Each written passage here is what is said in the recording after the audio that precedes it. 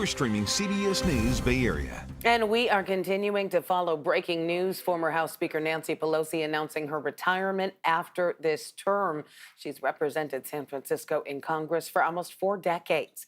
Thanks for being with us this Thursday. I'm Ann Makovic, and the 85-year-old Congresswoman shattered the glass ceiling in Congress and plans to end her career after nearly 4 decades in Washington. The former House Speaker says she plans to retire at the end of her term. She gave her first speech on the House floor back in 1987, rose up the ranks, and was sworn in as House Speaker in 2007. To the first woman speaker in our history, the gentlelady from California, Nancy Pelosi. Now House Speaker Emerita became one of the most influential figures in American politics and was a longtime representative of San Francisco. Reporter Nicole Killian begins our coverage from Washington, D.C. Former House Speaker Nancy Pelosi made the announcement in a video post this morning, describing it as a letter to the people of San Francisco. I have truly loved serving as your voice in Congress, and I've always honored the song of St. Francis. Lord, make me an instrument of thy peace, the anthem of our city.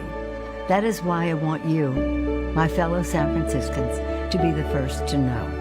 I will not be seeking re-election to Congress. Pelosi's decision was months in the making. She was the first woman to ever serve as House Speaker, ascending to the role twice from 2007 to 2011 and again from 2019 to 2023. Elected in 1987, she championed many pieces of key legislation, including passage of the Affordable Care Act. She also built a reputation as a shrewd leader, wielding her influence over House Democrats. But she also wasn't afraid to challenge President Trump, ripping up his State of the Union address during his first term. This morning, House Democratic leaders are praising Pelosi for her leadership, mentorship, and patriotism. Pelosi says she will serve out the remainder of her term through 2027.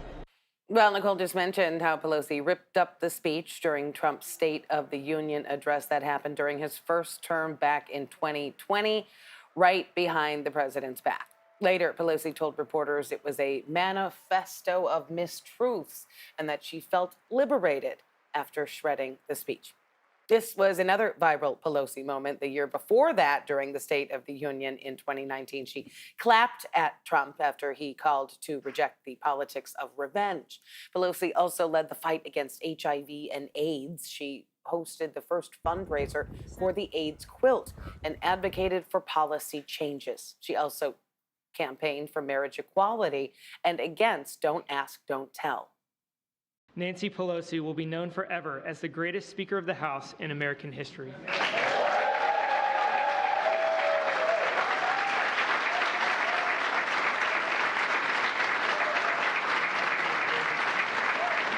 Well, that was the moment back in 2024 that former President Joe Biden presented Pelosi with the Presidential Medal of Freedom. Today, House Minority Leader Hakeem Jeffries called Pelosi the greatest House Speaker of all time. Speaker Pelosi is an iconic, historic, legendary, transformational leader who will go down in history as the greatest Speaker of all time. It's been the honor of my life to be able to serve with her, to be mentored by her. She's an amazing colleague, and the country is better off today because of what Nancy Pelosi has done during her decades of public service. Today, House Speaker Mike Johnson noted Pelosi's announcement, but focused his speech on this week's election and once again blamed Democrats for the government shutdown. The old guard has been repudiated, and the radicals are taking over the Democratic Party. We have evidence now every day. Yesterday, Jared Golden announced he would not be running for re-election in the state of Maine. He's a moderate, and he has no place in his party anymore. And then this morning, you saw the headline. Former Speaker Nancy Pelosi has now announced her retirement this morning. That is a very important sign that I hope that you all will delve into. Even the famous San Francisco liberal is not far left enough for the neo-Marxists. We commend her for her services. We all do, everyone who serves in Congress, but there should be a lot written about that. So let's delve, shall we? Turning now to Mark Sandalow, who wrote a biography on Pelosi and spent the last 10 years as the Washington bureau chief for the San Francisco Chronicle. What do you make of the timing of all this in the wake of this week's election?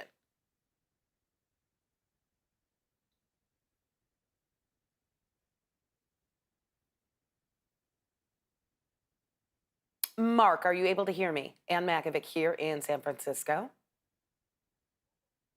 And I think we're having some technical difficulties with Mark. We're going to work on that and get back to him after we take a quick break. We're going to continue our coverage of Nancy Pelosi's retirement. Next, we're also going to hear from another lawmaker who has some words on her historic run.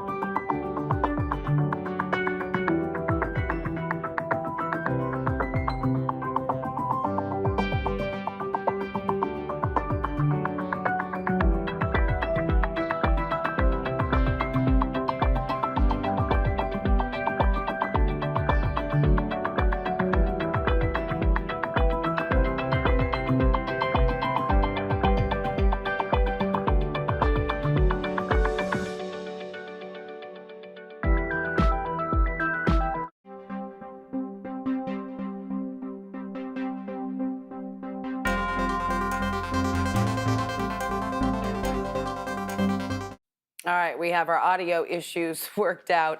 Let's turn now to Mark Sandalow, who wrote a biography on Nancy Pelosi and spent the last 10 years as the Washington bureau chief for the San Francisco Chronicle.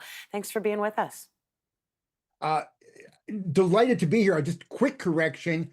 I was bureau chief of the San Francisco Chronicle way back when Nancy first became speaker, which is now 15 years ago. So I've been at the University of California's Washington program since. But I did write that book on her and certainly kept up with what's going on. Okay, you are certainly one of our local experts on her life and times.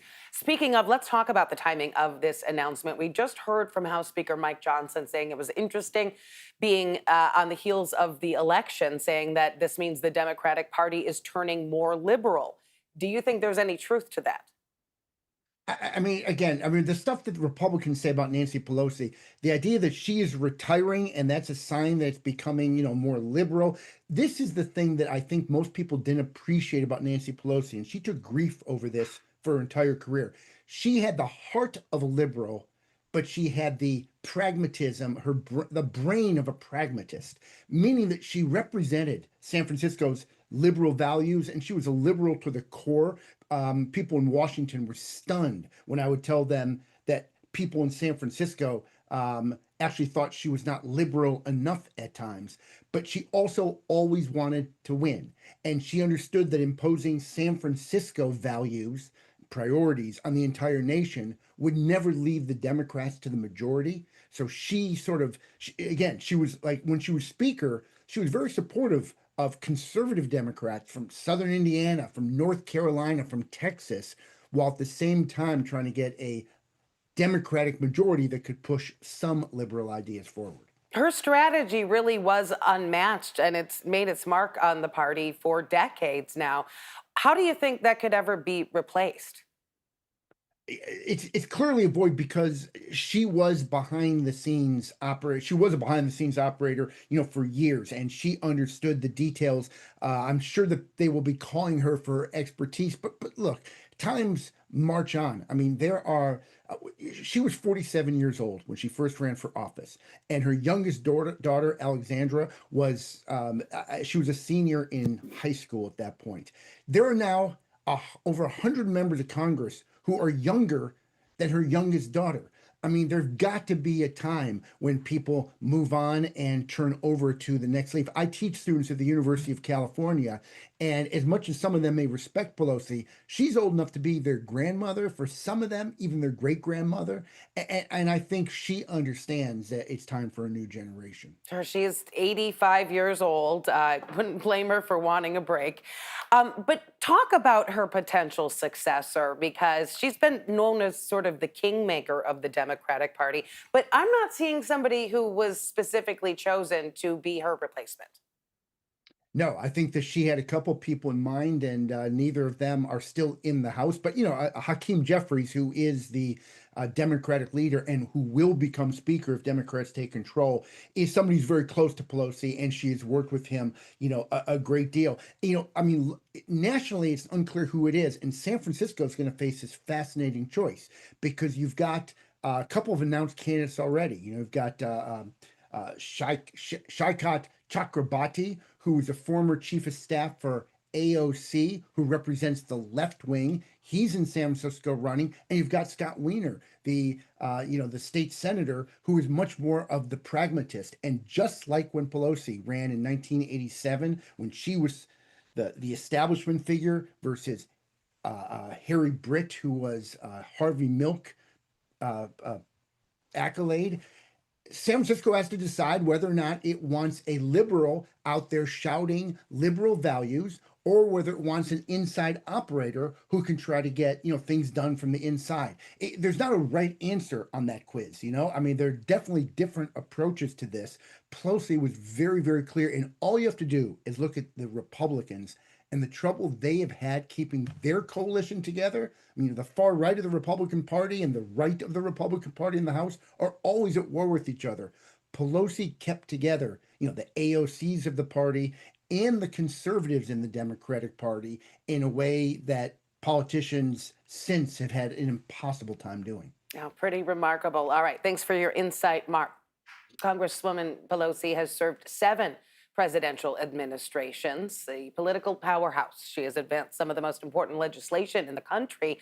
And today we asked David McEwen, political science professor at Sonoma State, what this means for California politics. As you hear this breaking news today, what are your thoughts? Look, Nancy Pelosi is a historic figure beyond just being a powerhouse for Democratic politics. First speaker, female speaker of the House, not just once, but twice. Someone who grew up in a Democratic household, the daughter of the mayor, former mayor of Baltimore and Congress member. She's someone who is infamous, right, for tearing up the State of the Union speech of Donald Trump, but also someone who helped bring Obamacare across the line, and someone who's talked about health care deeply and for a long time. She is a heavyweight, but she's also like the godmother of Democrats and has brought a lot of careers along. And so this really also, I think, Reed, symbolizes a broader generational change within the Democratic Party, and therefore it will be a knife fight to be her successor as well. Yeah, so she has waited to make this announcement. She wanted to see the results of the election earlier this week. How do you think that might have played into her decision to sort of pass the torch to the next generation? Yeah, I think that's a good point. Look, she wanted to give Gavin Newsom and the proponents and the people in the front, if you will, for Proposition 50, wanted to give them their due yesterday. In addition, Democrats had a good night across the country. Nationally on Tuesday, she wanted that not to get lost. And then this video announcement, which really is an ode to San Francisco, a love affair with her adopted city, where she's been such an icon, right? She brought the Democratic Convention here in 1984.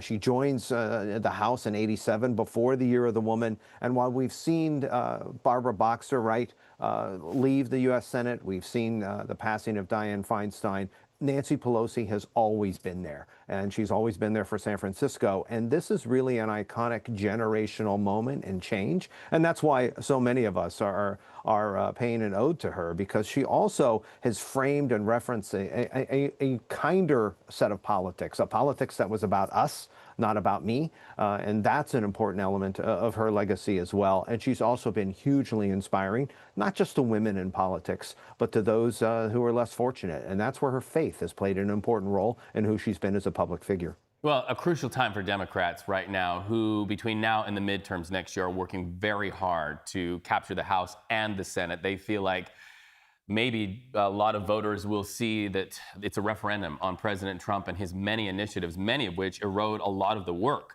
of House Speaker Emerita Nancy Pelosi. Yeah. Any word this morning from any of your political channels who she will endorse next? Because, of course, all eyes are on State Senator Scott Wiener, who'd like the keys to her office in Congress.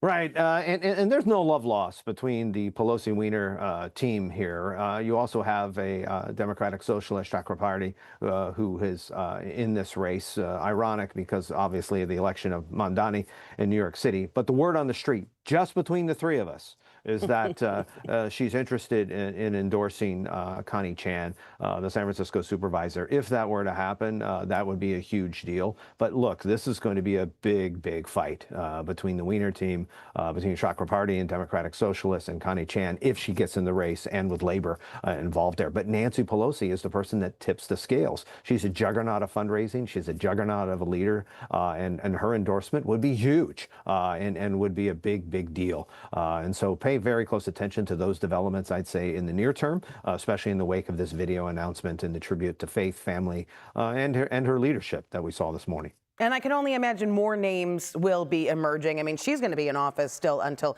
2027. Right. Any thoughts on what we might see from her in the final year? Yeah, look, Democrats believe that it's an existential crisis to win the House next year. They believe that democracy practically ends if that doesn't happen. And so she's going to put a lot of money and a lot of energy, and those 16 to 18-hour days that she normally has for as a leader and pushing forward for Democrats, those are going to turn into 20 to 22-hour days nationally, because she can have a huge influence on Democrats retaking the House if the voters were to go for that next fall. Well, even at age 85. Right. Amazing. That's right. Well, and at that age, she told us the day before Election Day, November 3rd, that she wanted to see Proposition 50, the redrawing of our own congressional maps to favor Democrats. She wanted to see that passed, and then we would know what the next chapter is for her. And now we know. David, that's right. Go ahead. Yeah, I was going to say, if you look at sleep is for the weak, if you look at that term and you look in the dictionary, Nancy Pelosi is right there. That's what she's going to be doing over the next year. It's going to be just phenomenal. Her energy is never ending. And while there hasn't been any word on who officially Nancy Pelosi will endorse for the next person to take her seat, we do know that State Senator Scott Wiener is going to be running for it. And I spoke with him today on our morning edition. I'm sure it's a busy day for you, everyone looking for your reaction as the only person who has stepped in to potentially replace Nancy Pelosi in Congress. What are you thinking this morning? Well, today is really about Nancy Pelosi and the mountains that she has moved for San Francisco and for our country. Tens of millions of people have health care because of her. She has brought incredible investment in clean energy and in transportation and housing. She helped save our country multiple times during the Great Recession, during COVID. She's just an extraordinary human being. And I am just so grateful for her service and for her legacy. No, you had already announced your candidacy. I can only imagine you're breathing a bit of a sigh of relief that you're not actually going to have to run against her.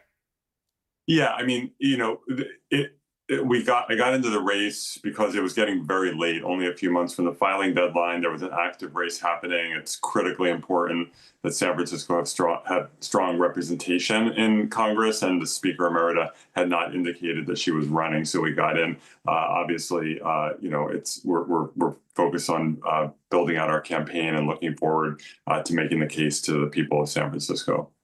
So going forward, if you were to take her seat, what would you like to carry on when it comes to her legacy? And what would you like to see done differently?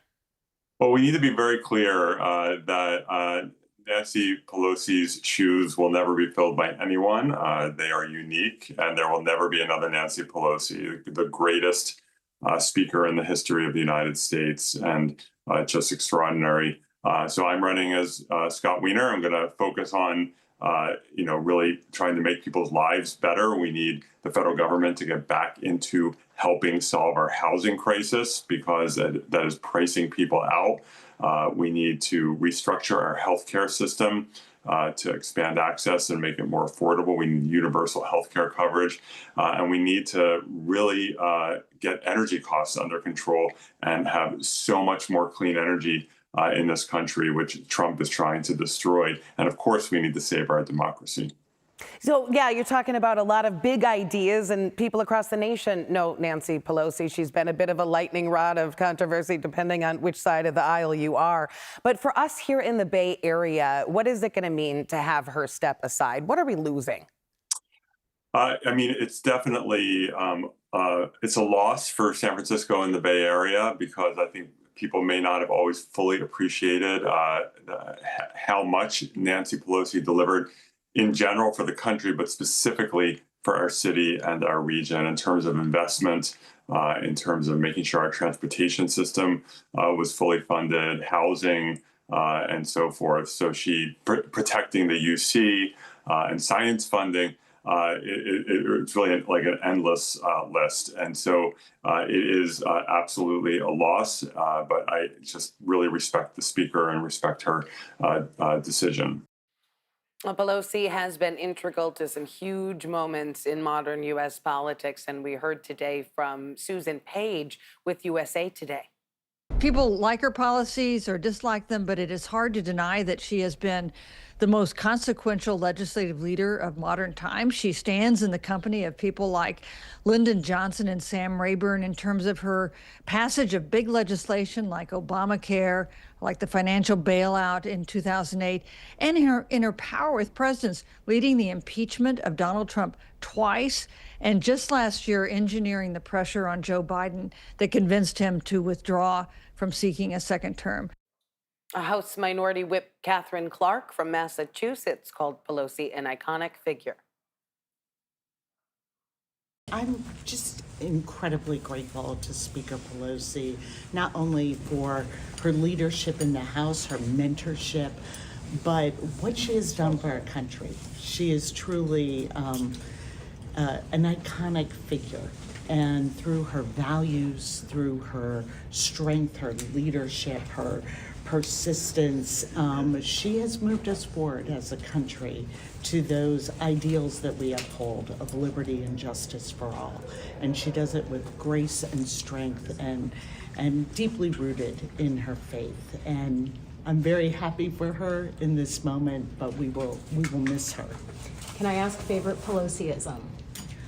Oh, you've got to be able to take a punch and throw a punch for the children. On this post from Governor Newsom, quote, Nancy Pelosi has inspired generations. Her courage and conviction to San Francisco, California, and our nation has set the standard for what public service should be. Her impact on this nation is unmatched. He says, thank you, Madam Speaker, wishing you the best in this new chapter. You've more than earned it. And Oakland Mayor and former Congresswoman Barbara Lee writing on social media, calling Pelosi her dear friend and colleague, quote, her bold leadership paved the way for so many women and so much progress. Thank you, Nancy, for the fierce fight, the unwavering courage, and your decades of service to our country. You can stay with us for continuing coverage of Nancy Pelosi's retirement. on air on our website, kpix.com, and streaming on the free CBS News app. Still ahead here on CBS News Bay Area, the FAA planning to reduce flights across the country as the government shutdown drags on, the potential impact at Bay Area airports.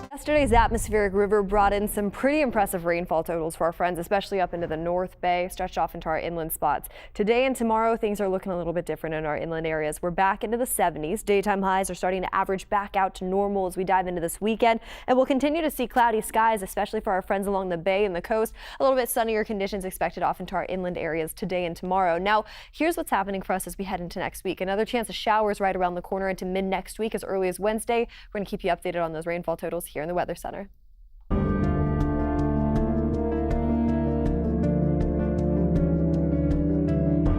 Well, today is day 37 of the government shutdown, and travelers are bracing for more chaos at the airport. The Trump administration says that thousands of flights could be canceled every day starting tomorrow.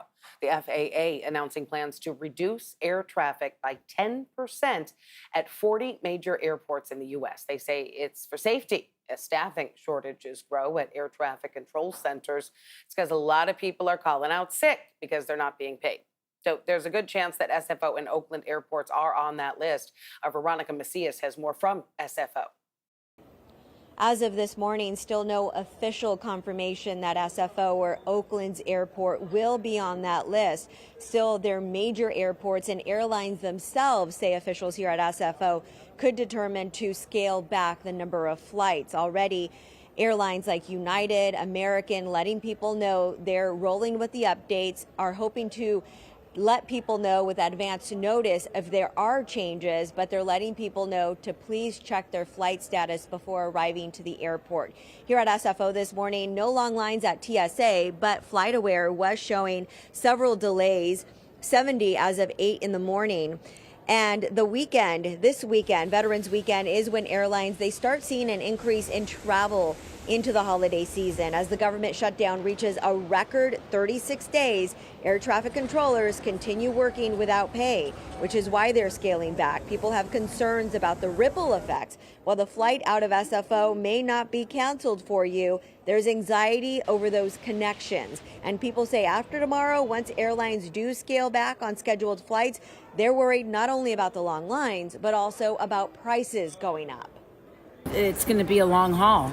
And I don't know if now is the time to travel, but, they have to factor in when they get here what they have to go through to get to their gate, and that they're cutting flights. So it's going to be oversold flights, and it's going to be kind of a mess for a while. Because they've cut back so much on air traffic controllers, I think that does have an impact on what's happening now. And I'm a psychologist, and so I pay attention to how people feel, and I feel that there's a lot of anxiety around that. That's how I feel. Just a sign of the times here, when you email the FAA, as we did this morning, you get an automated response saying they are not handling media inquiries because of a lapse in funding. So the best thing you can do is check your flight status before arriving to an airport so you're not waiting in all the chaos. Air traffic controllers last received a slimmed down paycheck on October 14th. That was for the hours they worked prior to the shutdown. Most have been on duty 6 days a week and working mandatory overtime. The president of the Air Traffic Controllers Association says they're really feeling the impact. Air traffic controllers are showing up to work every day to deal with issues that we've never seen before. 36-day shutdown. The stresses, the pressure, the fatigue is setting in. Air traffic controllers are texting, I don't even have enough money to put gas in my car to come to work. While there is fatigue amongst the workforce, Daniels insists it is still safe to fly on the flights that are taking off. Coming up in our next half hour here on CBS News Bay Area, we are continuing our coverage on Nancy Pelosi's retirement, speaking with a CSU East Bay political history professor on what this means for the future of Bay Area politics.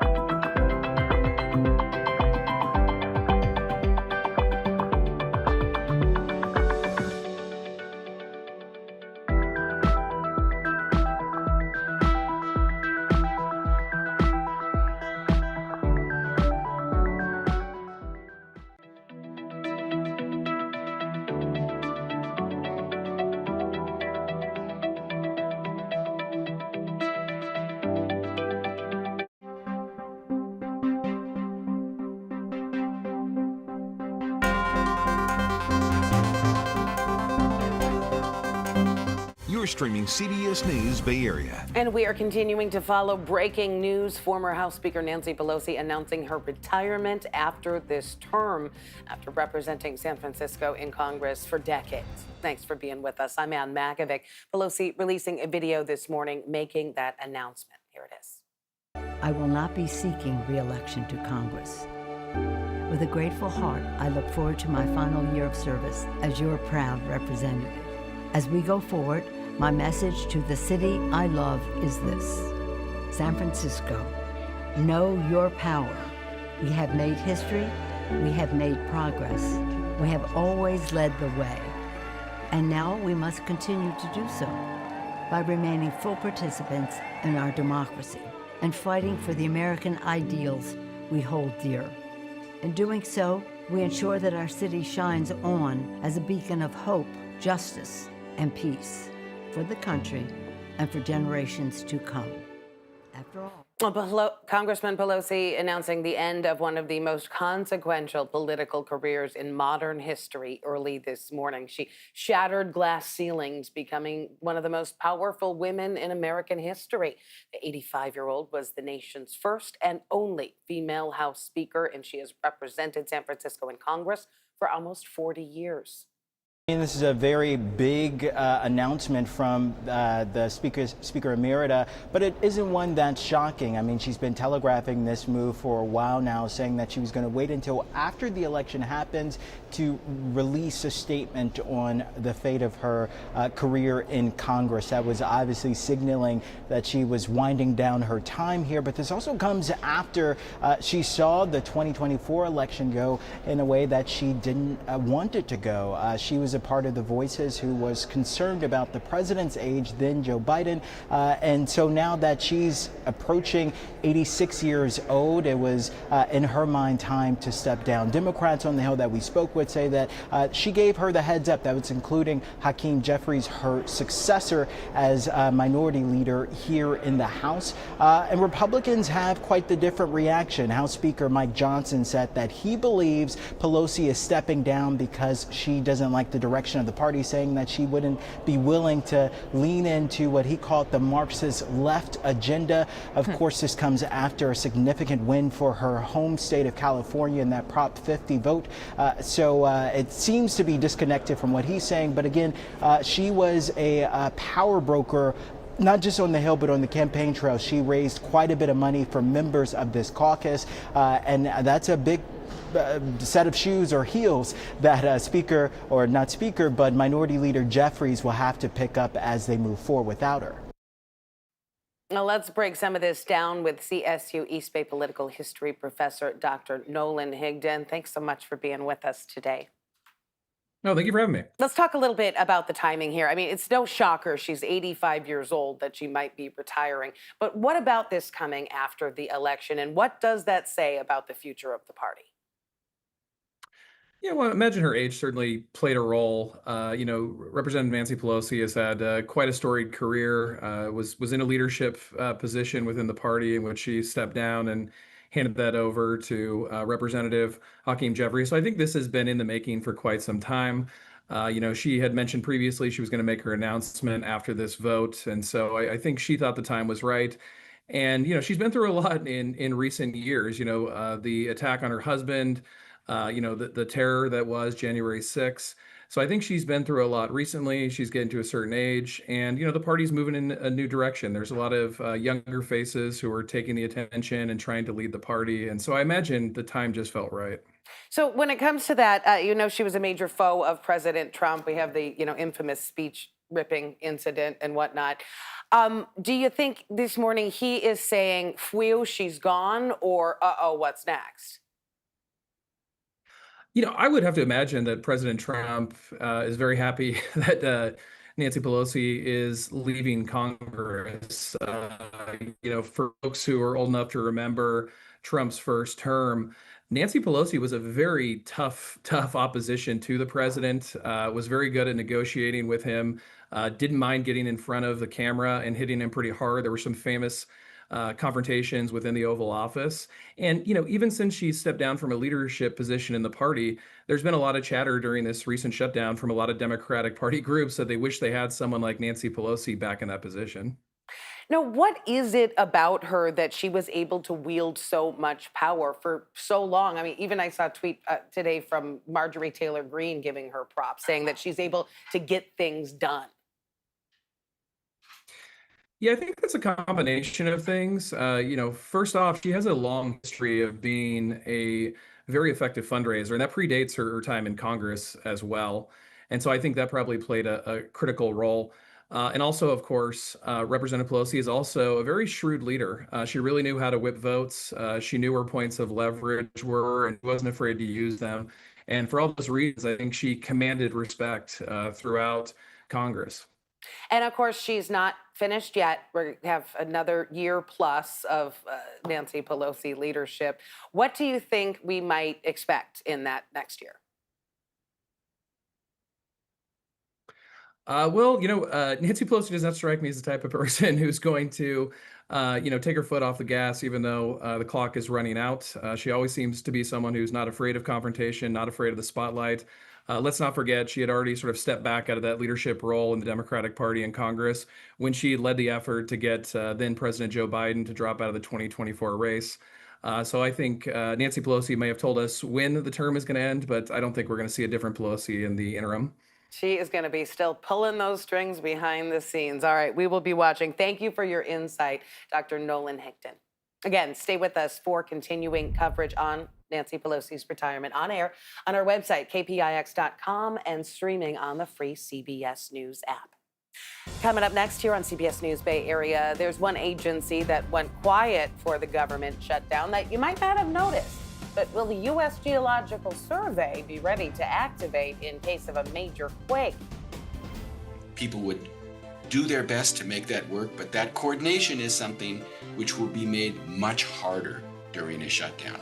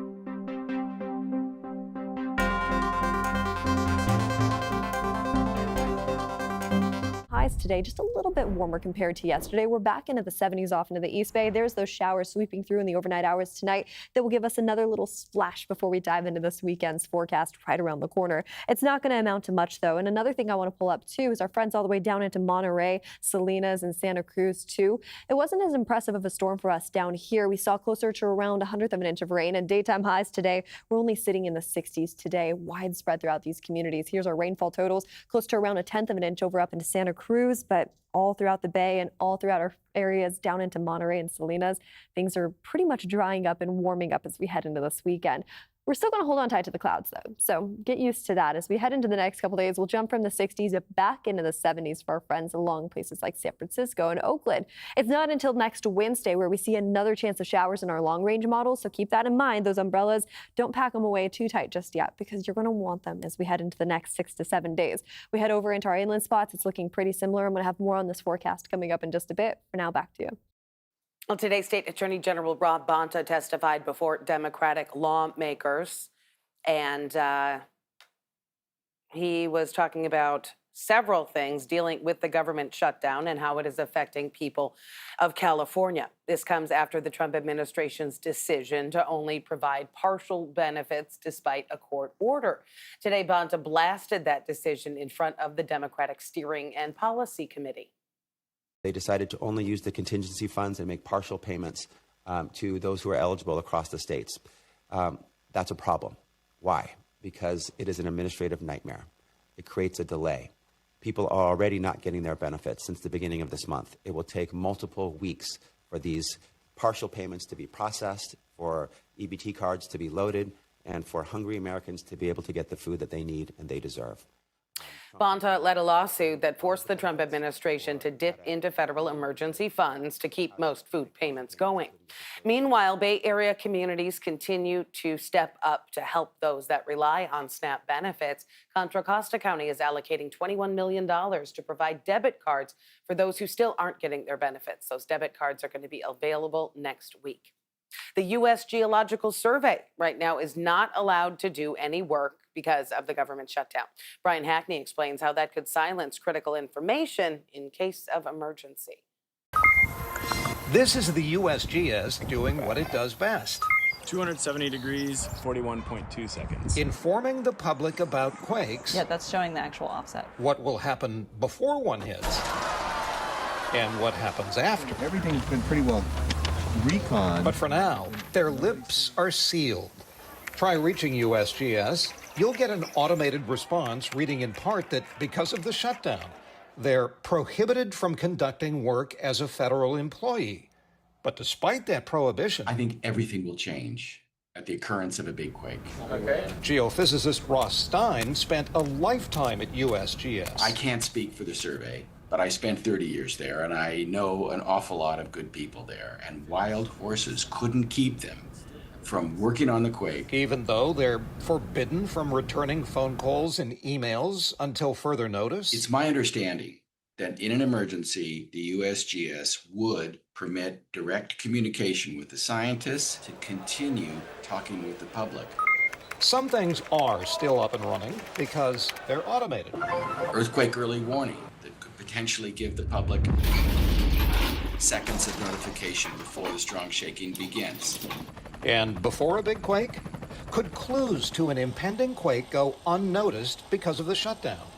Case in point, the Lake Elsman quakes in the late 80s, 2 magnitude 5s that now look like warning signals that Loma Prieta was about to snap, which it did. Yes, in retrospect, those Lake Elsman earthquakes do indeed look like foreshocks, but we're no farther in our ability to use earthquakes like that, moderate little guys, magnitude 5s, to forecast the occurrence of the next earthquake. So the short answer is we'll miss those clues again, but it's not because of the shutdown per se, it's because it's so hard to read those tea leaves. So that speaks for USGS, but what about the other federal agencies that it would have to coordinate with in the event of something big happening? Now you've hit a soft spot. That would be very hard to do. Again, I feel people would improvise, people would do their best to make that work, but that coordination is something which will be made much harder during a shutdown. Okay, so there will be a response, But it will not be as efficient as it would have been if the government had been up and running. Probably so. Oh, the major holdup remains in the U.S. Senate, where any spending bill needs at least 60 votes to pass. Democrats continue to push for an extension to health care subsidies that were slashed by President Trump's budget and spending bill. Coming up here on CBS News Bay Area, a local program helping students take flight, literally. How the South Bay pilot is helping to shape the next generation of aviation engineers. When these kids reach a point where they let me know this is it. This is what they want. You see the excitement in my face.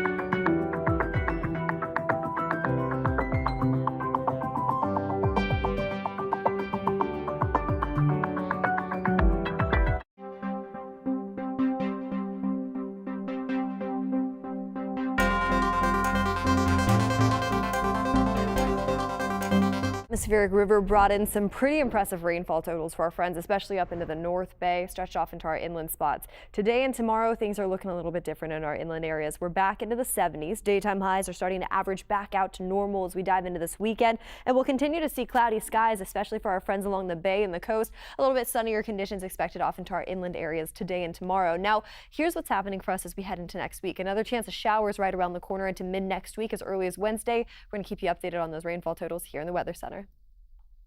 Well, today is National STEM, it's actually this Saturday is National STEM Day, and an East Palo Alto nonprofit is helping youth take flight. Bay Area Urban Eagles teaching students about the world of aviation and aeronautics, offering pilot ground classes and flight training. Our Mary Lee spoke with the students and mentors behind the program.